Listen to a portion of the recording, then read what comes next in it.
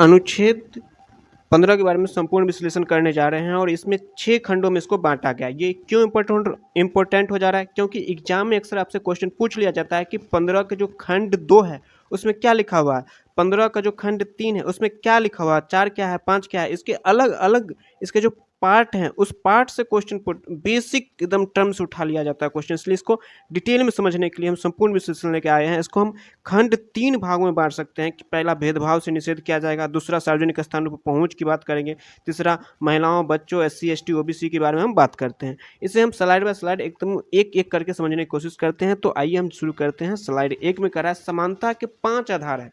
केवल जब लक्ष्मीकांत के बिल्कुल टाइम तो उसमें केवल वर्ड का प्रयोग, यानी कि इसी 5 आधार पर ही क्या कर सकते हैं, विभेद कर सकते हैं। धर्म, मूलवंश, जाति, लिंग, जन्मस्थान, ये जो भेदभाव का ये 5 आधार है, धर्म, मूलवंश, जाति, लिंग, जन्मस्थान, इसके आधार पर आप किसी के साथ भेदभाव नहीं कर सकते हैं। केवल इन्हीं के आधारों पर नहीं कर सकते हैं, लेकिन अन्य आधारों पर किया जा सकता है, जैसे कि शैक्षणिक आधार पर किया जा सकता है भेदभाव। तो इसलिए इस बात को याद रखिए, केवल इन्हीं 5 आधारों के साथ भेदभाव नहीं किया जा सकता है। आगे के हम अगर देखेंगे इसमें, तो आगे के अनुच्छेद में लिखा है कि अनुच्छेद 15(1) की अगर बात कर लेते हैं, इसमें राज्य पर प्रतिबंध लगाता है, राज्य को रोकता है। क्या करने से रोकता है? तो ध्यान से देखेंगे तो केवल वर्ड का प्रयोग किया जाता है, ये महत्वपूर्ण हो जाता है। तो खंड सीधे राज्य को आदेश देता है। क्या आदेश देता है? यहाँ पे देखिए,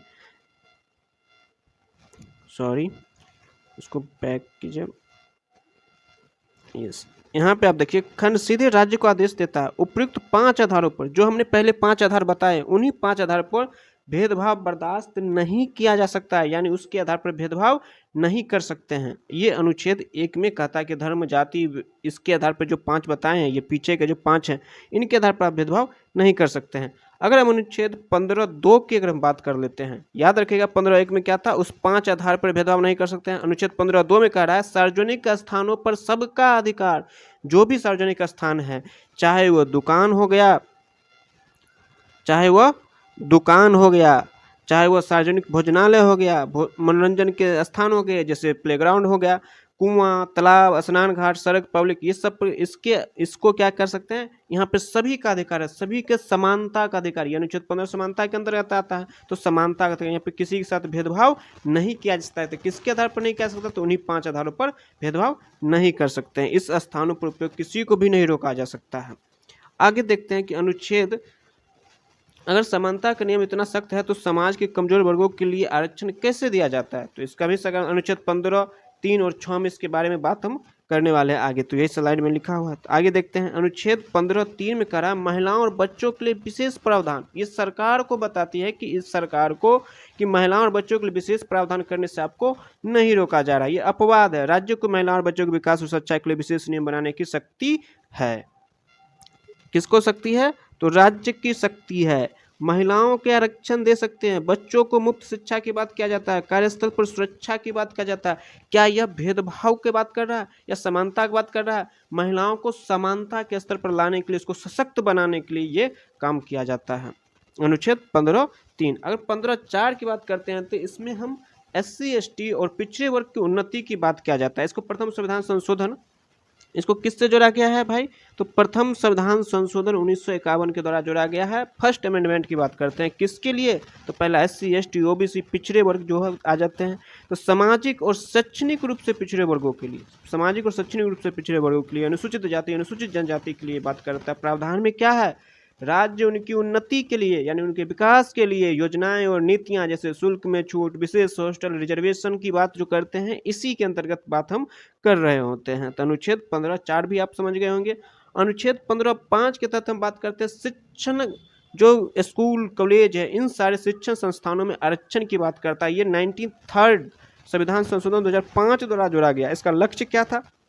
इसके लक्ष्य की अगर हम बात करेंगे तो उच्च शिक्षा तक पहुंच की बात करते हैं। जो शैक्षणिक स्तर में कमजोर लोग हैं उनको ये आरक्षण की तरह तो एक समानता के स्तर तक लाने के लिए उसको छूट दिया जाता है। उसका दायरा क्या है? सरकारी और निजी स्कूल में भी 10% के जो आरक्षण दिए गए थे कि आप 10% गरीब वर्ग के बच्चों को वहाँ पर एडमिशन देंगे। इस तरह से लाभार्थी क्या, OBC, SC ST, ये सब वाले क्षेत्र, इन सभी को ज़्यादा उस पर ध्यान दिया जाता है। EWS भी आ गया था। उसके बाद अनुच्छेद 15(6) देखते हैं। इसमें EWS की बात करता है। आर्थिक रूप से कमजोर वर्गों EWS के लिए आरक्षण की बात करता है। 103वां संविधान संशोधन 2019 द्वारा इसको जोड़ा गया था।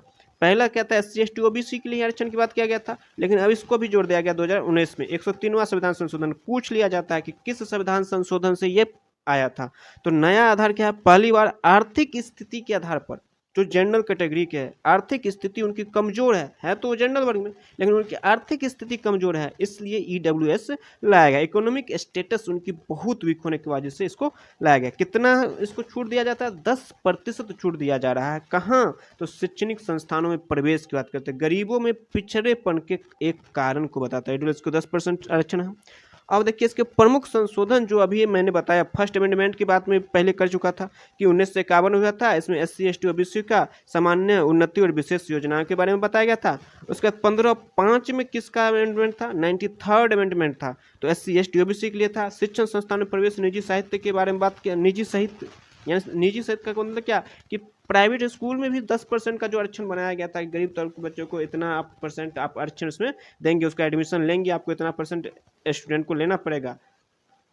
15(6) में कह रहा है 103rd जो 2019 में जो संशोधन किया गया था, अमेंडमेंट किया गया था EWS के लिए, इसमें शिक्षण संस्थानों में 10% आरक्षण की बात किया गया था। तो ये जो इसको शॉर्ट में अगर आप देखेंगे तो 15 क्या कह रहा है, 5 आधारों में भेदभाव वर्जित किया गया। 15(2) में करा सार्वजनिक निजी स्थानों पर समानता की बात कर गया। उसके बाद अपवाद में आ जाता है 15(3) क्या अपवाद है, समानता की बात कर, लेकिन क्या करा उसको सशक्त बनाने को, उसको और आरक्षण दिया जा रहा है महिलाओं को, बच्चों को। 15(4) में क्या करा, उसमें भी दिया जा रहा है SC ST OBC को उन्नति के लिए। 15(5) में शिक्षा में आरक्षण, 15(6) में 10% EWS का आरक्षण है। तो यहाँ पे देखिए समानता कर तो सभी के साथ एक जैसा व्यवहार करना नहीं है, बल्कि कमजोर को मजबूत के बराबर लाना है। अधिकार जाने और जागरूक बने, जैसे कि आप ये अनुच्छेद 15 जान गए, तो जैसे आपको सार्वजनिक स्थान पर रोका जा रहा है तो आप वहाँ पे जाएंगे, बोलेंगे कि मेरा अधिकार है, सबको समान अधिकार है, आप भी खेलेंगे और हम भी खेलेंगे। जब प्लेग्राउंड में आप जा रहे हैं, आपको कोई रोक रहा है तो। अब इसी तरह से आप इसके नीचे में एक क्वेश्चन है, आप इसका जवाब कमेंट बॉक्स में देने की कोशिश करेंगे।